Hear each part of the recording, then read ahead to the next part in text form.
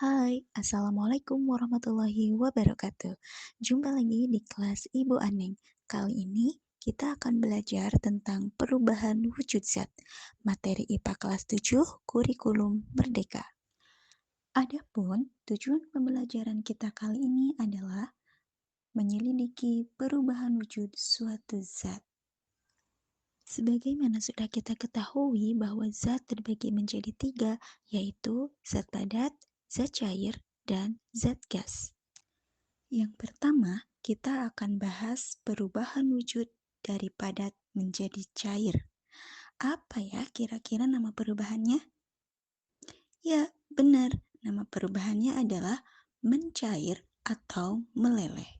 Contoh dari peristiwa mencair adalah diantaranya es krim yang meleleh pada saat terkena panas matahari, atau es batu yang mencair pada saat dipanaskan. Kenapa bisa demikian? Karena dengan adanya pemanasan membuat partikel-partikel dari es bergerak atau bergetar lebih cepat, sehingga terbentuk sedikit ruang antar partikel. Jika terus dipanaskan, maka kekuatan dari ikatan partikel es tersebut akan berkurang, sehingga terbentuklah zat cair. Selanjutnya, perubahan wujud dari zat cair menjadi zat padat disebut dengan membeku. Contoh dari peristiwa membeku diantaranya adalah air pada saat dimasukkan ke dalam kulkas maka akan berubah menjadi es batu. Ketika air kehilangan energi panas karena didinginkan, maka partikel-partikel air tersebut bergerak lebih lambat dan saling mendekat sampai terbentuk ikatan yang lebih kuat dan partikel tidak dapat bergerak bebas lagi. Jadi hanya bisa bergetar saja.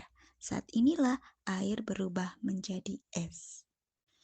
Selanjutnya, perubahan dari zat cair menjadi zat gas disebut dengan menguap.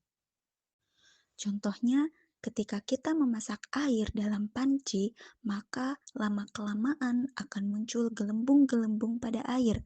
Saat muncul gelembung, di mana air naik ke permukaan, lalu dilepaskan ke udara berupa uap air, itu disebut sebagai peristiwa mendidih. Ketika air berubah menjadi uap air inilah yang disebut dengan menguap. Begitupun pada saat kita menjemur pakaian. Pakaian yang tadinya basah, lama-kelamaan akan menjadi kering. Kenapa kering? Karena air yang ada di dalam baju tersebut menguap berubah menjadi uap air karena adanya panas matahari.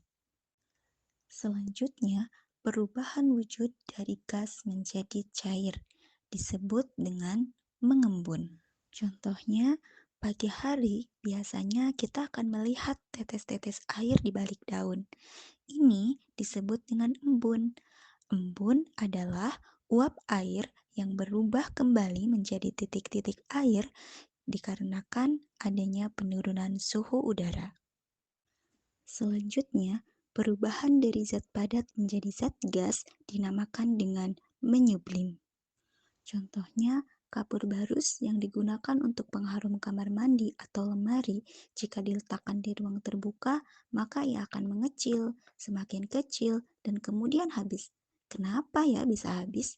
Ya, karena kapur barus menerima panas dari lingkungan sehingga partikelnya saling berjauhan. Jadi, yang semula zat padat berubah menjadi gas. Selanjutnya, perubahan wujud dari gas menjadi zat padat dinamakan dengan mengkristal. Proses mengkristal pada salju terjadi ketika uap air di atmosfer berubah menjadi kristal-kristal es yang membentuk salju. Proses ini terjadi karena adanya penurunan suhu atau pelepasan kalor pada benda.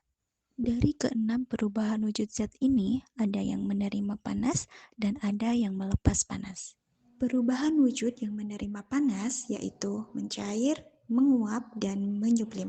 Sedangkan yang melepas panas yaitu membeku, mengembun, dan mengkristal. Demikian pembelajaran kali ini. Wassalamualaikum warahmatullahi wabarakatuh.